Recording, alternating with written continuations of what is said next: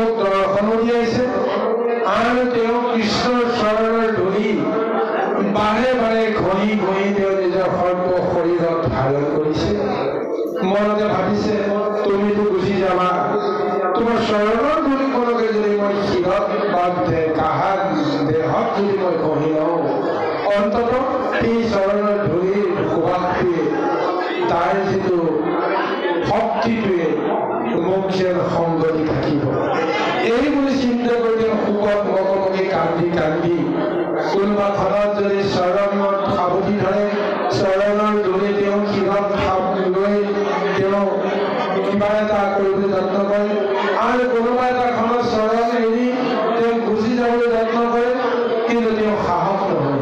কাৰণ কৃষ্ণৰ দৃঢ় যিটো আদেশ, সেই আদেশৰ মতে তেওঁ এই মুহূৰ্তত যাব লাগিব। কৃষ্ণ যিমান কিবা উপদেশ দিয়ে, সেই উপদেশৰ ভিত্তিত তেওঁ সমস্ত জ্ঞান তেওঁ ধাৰণ কৰিলেও কৃষ্ণক এৰি যোৱাৰ ভাৱনাটো অহাৰ লগে লগেই তেওঁ অস্থিৰ হৈ পৰে। যে এনেদৰে এতিয়া যাওঁ নাযাওঁ এনেকুৱা এক ভাৱনাই কৃষ্ণৰ প্ৰেমে তেওঁক মোহিত কৰাই ৰাখিছে। আৰু তেতিয়া কৃষ্ণই বুজিছে এতিয়া উদ্ধৱৰ মনৰ এই অৱস্থাটো এতিয়া কেনেকৈ প্ৰশমন কৰিব পৰা যায়। আহকচোন বাৰু ইয়াৰ পিছৰ পদকো কেনেকৈ তাৰ উপায়টো প্ৰদান কৰে। এই নাম ভিতৰ সন্তাপ দেখি কৃপাময়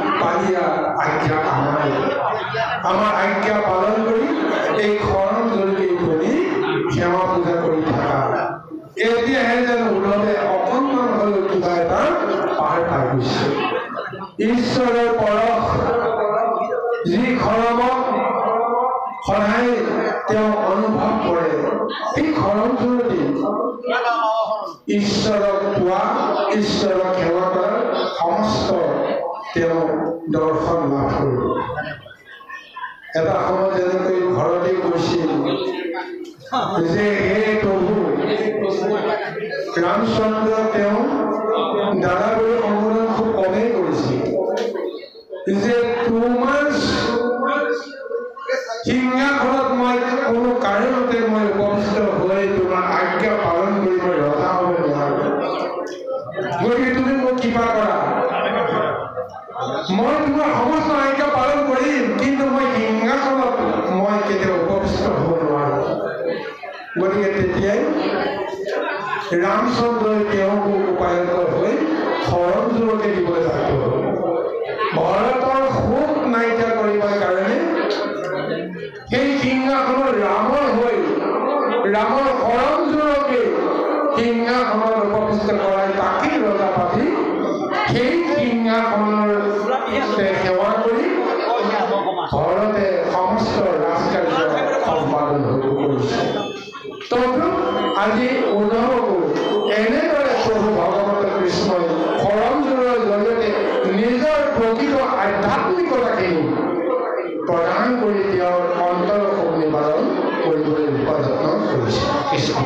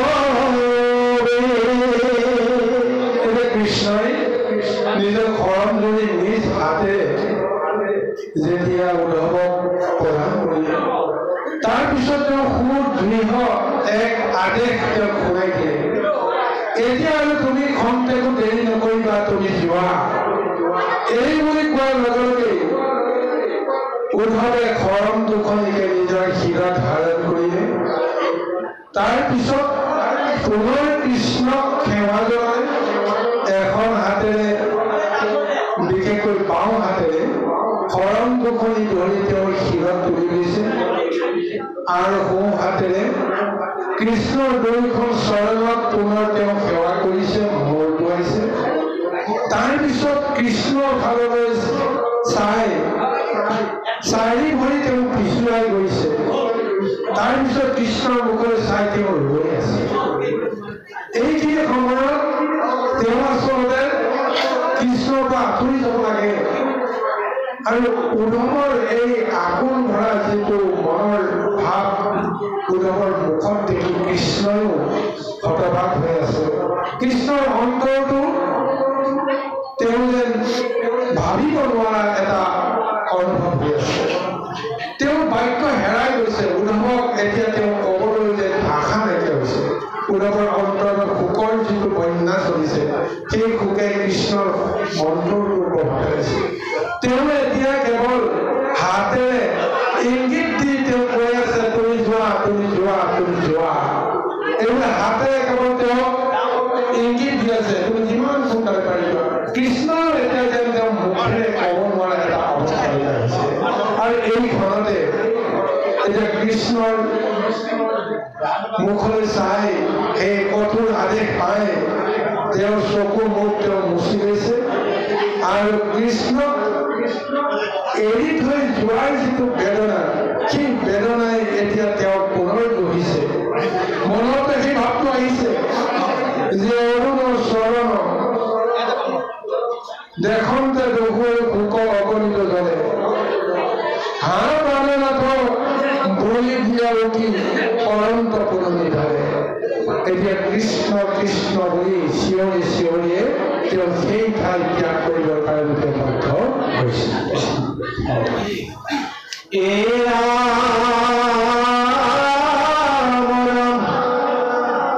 কৃষ্ণৰ প্ৰভু হৰি পুনৰতি উঠিয়া প্ৰেম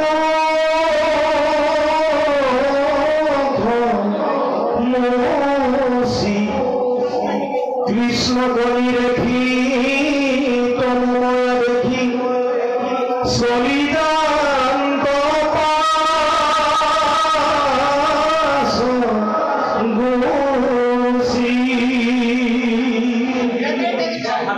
অৰুণ চৰণ দেখন্তে নহৈ উপগণি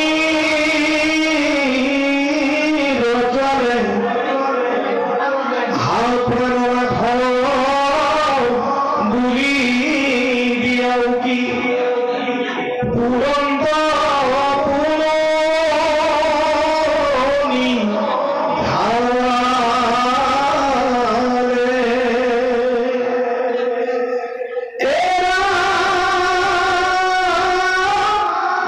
কৃষ্ণ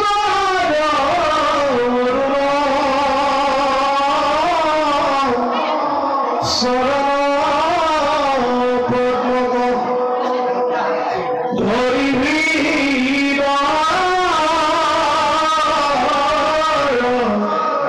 মাজ,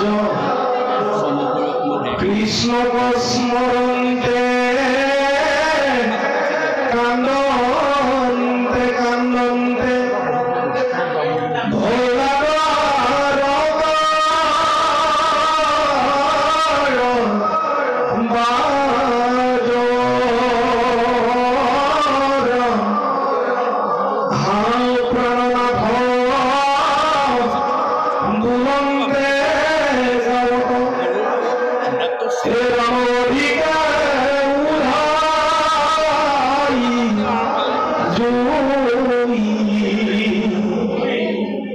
কৃষ্ণৰ চেষ্টা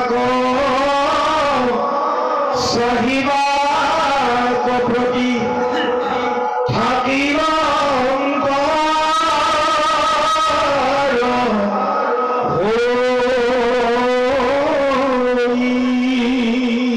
কৃষ্ণ চাগুৰুসকল, কিমান এক কৰুণ বৰ্ণনা চলিছে ভাগৱতত। ভকত আৰু ভগৱন্তৰ মাজত বিচ্ছেদৰ যি এক কৰুণ ছবি ভাগৱতে তুলি ধৰিছে। কৃষ্ণই কৈ আছে, তুমি যোৱা, তুমি যোৱা, তুমি থাকিলে মোৰ আৰু কোনো কৰ্ম সাধন নহ'ব। উদ্ধৱে কোনো কাৰণে যাব বিচৰা নাই।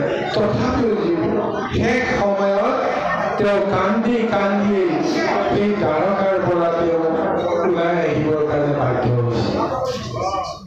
দুখোজ যদি পিছুৱাই যায়, আকৌ এখোজ তেওঁ আকৌ কৃষ্ণৰ ওচৰলৈ আগুৱাই আহিবলৈ ইচ্ছা কৰে। এনেকুৱা এক পৰ্যায়ৰ মাজতে তেওঁ কান্দি কান্দি কৃষ্ণৰ ওচৰৰ পৰা আঁতৰি আহিছে। কিন্তু আঁতৰি আহিছে সঁচা,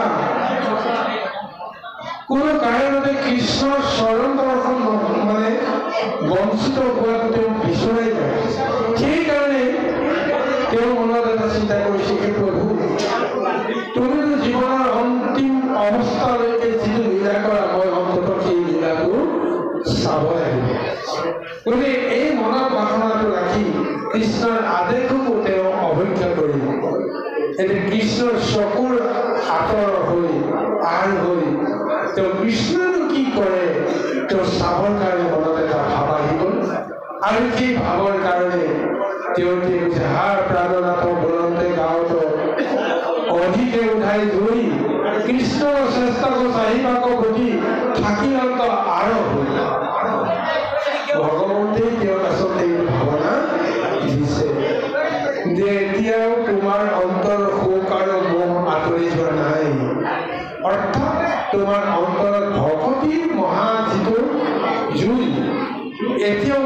এতিয়াও হোৱা নাই।